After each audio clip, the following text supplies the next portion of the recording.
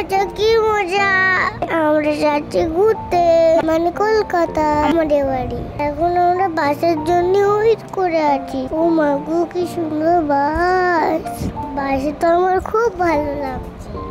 এখন বাসের উপরে ঢুকে সিট খুঁজে বসে পড়লাম। আগে ধরো গতি। গরম লাগছে ভাই, মটকা আইসক্রিম খেতে চাই। এসি ছাড়া শান্তি নাই।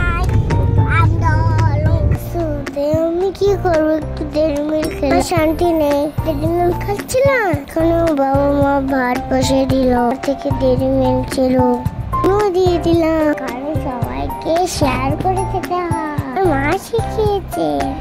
আমি কত বড় হয়ে গেছি, চিপসের প্যাকেট একাই খুলতে পারি। এবার খেয়ে নি না, ভাগ বসালো, তু শান্তি নেই। আর বাবা আমার মাঝখানে বসে বেশ ভালোই লাগছিল।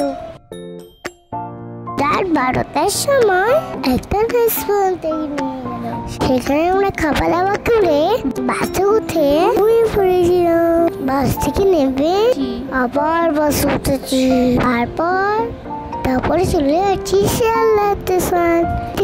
ট্রেনে উঠতে হবে, এই দেখো শিয়ালদা স্টেশন। আমরা এখন ট্রেন ওয়েট করছি। মনে মনে তো খুব মজা হচ্ছে, কিছু পর বাড়ি যাবো। আর কিছু করতে পারবো না, ভীষণ কাঁদতেছিল। খুব তাড়াতাড়ি আসবে। কি গরম পড়ছে বাবা রে।